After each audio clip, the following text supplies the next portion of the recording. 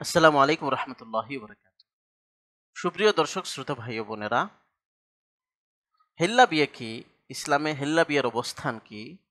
ইসলাম এটার নির্দেশনা দিয়েছে নাকি এটি মানুষের বানানো একটি পদ্ধতি? আজকে এই বিষয়গুলো নিয়ে আমি আলোচনা করব। প্রথমে আমরা দেখব যে হিল্লা বিয়ে কি। হিল্লা বিয়ে আমাদের সমাজে প্রচলিত একটি বিয়ে। একজন স্বামী যখন তার স্ত্রীকে 3 তালাক দিয়ে দেয়, এরপর এই স্ত্রীকে এই স্বামীর জন্য হালাল করার উদ্দেশ্যে মাঝখানে আরেকজন পুরুষের সাথে এই স্ত্রীকে সাময়িকভাবে বিয়ে দেওয়া হয়। এরপর প্রায়শই দেখা যায় যে এক রাত কাটানোর পর এই এই পুরুষ এই স্ত্রীকে আবার তালাক দিয়ে দেয়। তারপরে এই স্ত্রীকে তার আগের স্বামীর সাথে আবার বিয়ে দেওয়া হয়। এই যে মাঝখানে যে বিয়েটা দেওয়া হলো আরেকজন পুরুষের সাথে সাময়িকভাবে, এটাকেই বলা হয় হিল্লা বিয়ে। এখন আমরা দেখব যে ইসলামে এই হিল্লা বিয়ের অবস্থান কি। ইসলামে হিল্লা বিয়ের অবস্থানটা বুঝতে হলে প্রথমে আমাদের বুঝতে হবে যে ইসলামে এই ব্যাপারে মূল বিধানটা কি ছিল, যার উপর ভিত্তি করে এই হিল্লা বিয়ের পদ্ধতিটা বানানো হয়েছে। এ সম্পর্কিত ইসলামের মূল বিধানটা সূরা বাকারার 229 এবং 230 নম্বর আয়াতে বর্ণনা করা হয়েছে, যেখানে বলা হয়েছে আত-তলাকু মারাতানি ফাইমসাকুম বিমারুফিন আও তাসরিহুম বিইহসান। অর্থাৎ প্রত্যাহারযোগ্য তালাক সর্বোচ্চ 2 দফা 2বার দেওয়া যাবে। এরপর হয়তো নিয়ম অনুযায়ী রাখা হবে স্ত্রীকে, অথবা উত্তম পদ্ধতিতে তাকে বিদায় করে দেওয়া হবে।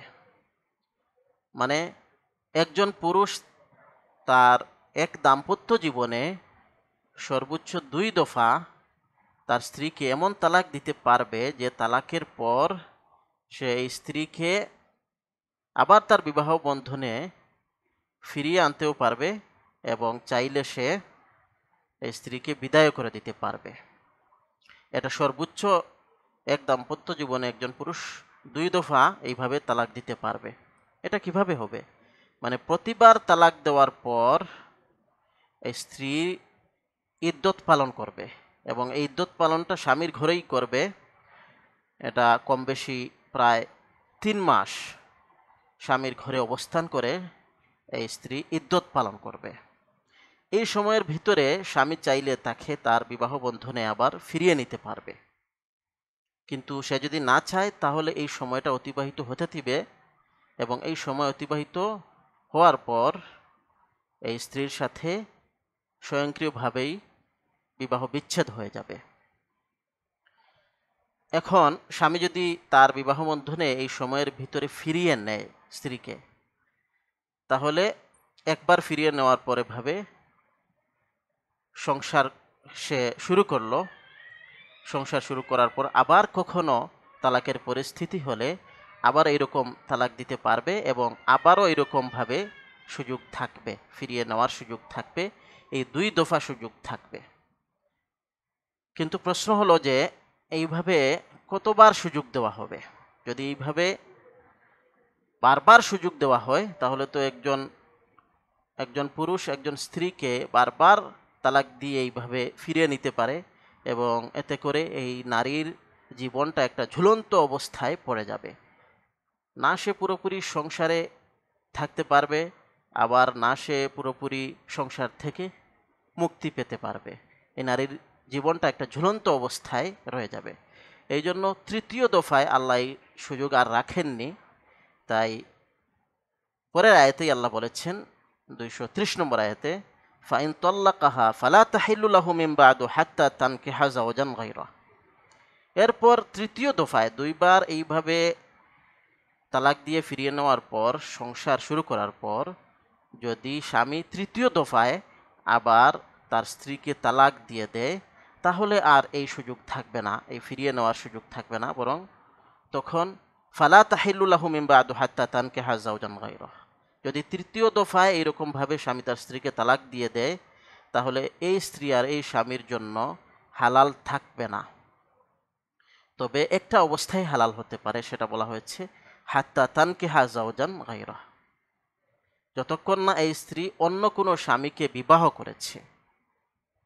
এরপর ফাইন তাল্লাকাহা ফালা জুনাহা আলাইহিমা আন ইয়াতারাজা ইন যান্না আন ইউকিমা হুদুদাল্লাহ। এরপর ওই দ্বিতীয় স্বামীও যদি আবার এই স্ত্রীকে তালাক দিয়ে দেয়, তাহলে এই স্ত্রী এবং তার আগের স্বামী তারা দুজন একত্র হতে কোনো অসুবিধা নেই, যদি তারা দুজন মনে করে যে তারা আল্লাহর সীমারেখাগুলো রক্ষা করতে পারবে। এটাই হলো ইসলামের মূল বিধান। এখানে কয়েকটা বিষয় লক্ষণীয়। প্রথম যে বিষয়টা লক্ষণীয় সেটা হলো যে আল্লাহর কাছে তালাক কয় দফা দেওয়া হয়েছে সেটাই ধর্তব্য শরীয়তের মধ্যে, এবং কোরআনে কারিমের মধ্যে আল্লাহ এটাই বলেছেন যে এইরকম তালাক, যে তালাকের পর ফিরিয়ে নেওয়া যায়, সেই রকম তালাক হচ্ছে সর্বোচ্চ 2 দফা। এটা কিন্তু 2 তালাক বলা হয় না, এখানে বলা হয়েছে 2 দফা, মাররাতানি, 2 দফা। সুতরাং কত দফা, কতবার তালাক দেওয়া হলো সেটা আল্লাহর কাছে ধর্তব্য। এখানে একবারে এক দফায় যদি একজন মুখে কয়েক তালাক দিয়ে দেয়, 3 তালাক বা 100 তালাকও দিয়ে দেয়, তাহলে সেটা আল্লাহর কাছে ধর্তব্য না, সেটা এক দফা হিসেবেই গণ্য হবে। কারণ এটা এক দফায় সে দিয়েছে, একবারে সে দিয়েছে, সেটা একবারই হবে, এবং সেটার পরে সুযোগ থাকবে যে ফিরিয়ে নেওয়ার যে সুযোগটা থাকবে।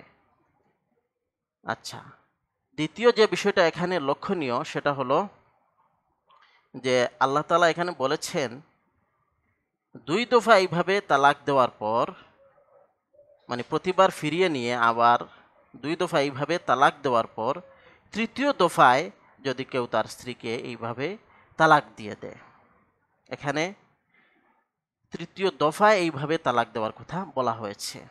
এটা বলা হয়নি যে একসাথে 3 তালাক দিয়ে দিলে এরকমভাবে হারাম হয়ে যাবে, এটা বলা হয় নাই। সুতরাং এক দফা তালাক দিয়ে কেউ ফিরিয়ে নিয়ে দ্বিতীয় দফায় তালাক দিয়ে আবার ফিরিয়ে নিয়ে তৃতীয় দফায় যখন এইভাবে তালাক দিবে, তখনই স্ত্রী হারাম হবে তার জন্য, এবং আরেকজনের ঘরে বিবাহ না হওয়া পর্যন্ত এবং সেই ঘর থেকে তালাক না হওয়া পর্যন্ত তার জন্য হালাল হবে না।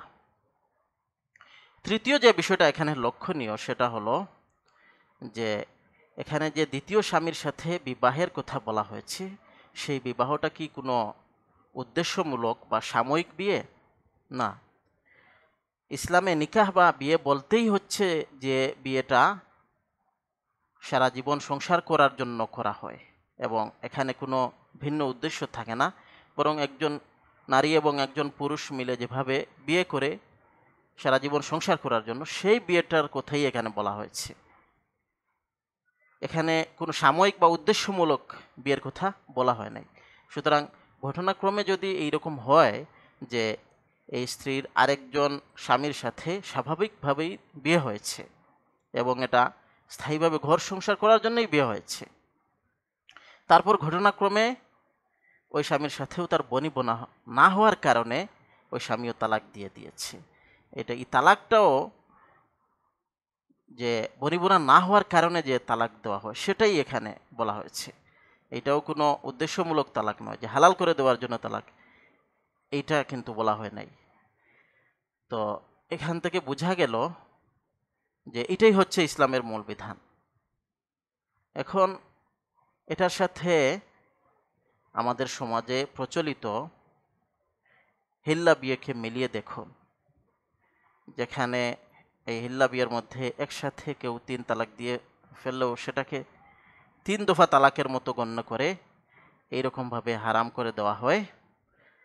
তারপর যে সাময়িকভাবে যে বিয়েটা দেওয়া হয়, এটা কত নিকৃষ্ট একটা কাজ। রাসূলুল্লাহ সাল্লাল্লাহু আলাইহি ওয়াসাল্লামের সময় তো এরকম সরাসরি কেউ করতে পারতো না, কারণ এরকম সরাসরি করলে রাসূলুল্লাহ সাল্লাল্লাহু আলাইহি ওয়াসাল্লাম এটাকে রুখে দিতেন, ডাইরেক্ট এটাকে রুখে দিতেন। কিন্তু অনেক সময় এমন হতো যে তৃতীয় দফায় এইভাবে তালাক হওয়ার পর একজন নারীর আরেকজন পুরুষের সাথে স্বাভাবিকভাবেই, বাহ্যিকভাবে দেখা যেত এটা স্বাভাবিকভাবেই বিয়ে হচ্ছে, কিন্তু তাদের মনে মনে হয়তো এই উদ্দেশ্যটা থাকতো যে যাতে আবার প্রথম স্বামীর ঘরে ফিরে আসা যায়। তো এই মনে মনে এই উদ্দেশ্যটা থাকার এই পরিপ্রেক্ষিতেই রাসূলুল্লাহ সাল্লাল্লাহু আলাইহি ওয়াসাল্লাম বলেছেন, যেটা ইবনে মাজার 1936 নম্বর হাদিস, যেখানে রাসূলুল্লাহ সাল্লাল্লাহু আলাইহি ওয়াসাল্লাম বলেছেন, আলা উখবিরুকুম বিত্তাইসিল মুস্তাআর, ক্বালু বালা ইয়া রাসূলাল্লাহ, ক্বালা হুয়াল মুহাল্লিলু, লাআনাল্লাহুল মুহাল্লিলা ওয়াল মুহাল্লালা লাহু। রাসূলুল্লাহ সাল্লাল্লাহু আলাইহি ওয়াসাল্লাম বলেন যে, আমি কি তোমাদেরকে ভাড়াটে পাটার কথা বলবো? সাহাবায়ে কেরাম বললেন যে অবশ্যই আল্লাহ রসুল। রাসূলুল্লাহ সাল্লাল্লাহু আলাইহি ওয়াসাল্লাম বললেন, সে হলো যে হালাল করে দেয়, এইভাবে হালাল করে দেয় আরেকজনের জন্য, তার স্ত্রীকে হালাল করে দেয়। হুয়াল মুহাল্লিলু, সে হচ্ছে ভাড়াটে পাঠা। এরপর রাসূলুল্লাহ সাল্লাল্লাহু আলাইহি ওয়াসাল্লাম বলছেন যে লাআনাল্লাহুল মুহাল্লিলা ওয়াল মুহাল্লালা লাহু, এই যে হালাল করে দেয় এবং যার জন্য হালাল করা হয়, যে স্বামীর জন্য হালাল করা হয়, উভয়ের প্রতি আল্লাহ অভিশাপ বর্ষণ করেন। সুতরাং এই ধরনের পদ্ধতি যেটা আমাদের সমাজে সরাসরি চালু করে দেওয়া হয়েছে, এটা একটা নিকৃষ্ট পদ্ধতি এবং নিকৃষ্ট কাজ। ইসলামের সাথে এটার কোনো সম্পর্ক নেই, এবং এই কাজগুলো যারা করে এবং যারা এটাকে করার সুযোগ করে দেয়, তারা অত্যন্ত নিকৃষ্ট একটি কাজ করে। আল্লাহ সুবহানাহু ওয়া তাআলা আমাদের সবাইকে সঠিকভাবে দিন বোঝার তৌফিক দান করুন। ওয়া আখিরু দাওয়ানা আনিল হামদুলিল্লাহি রাব্বিল আলামিন।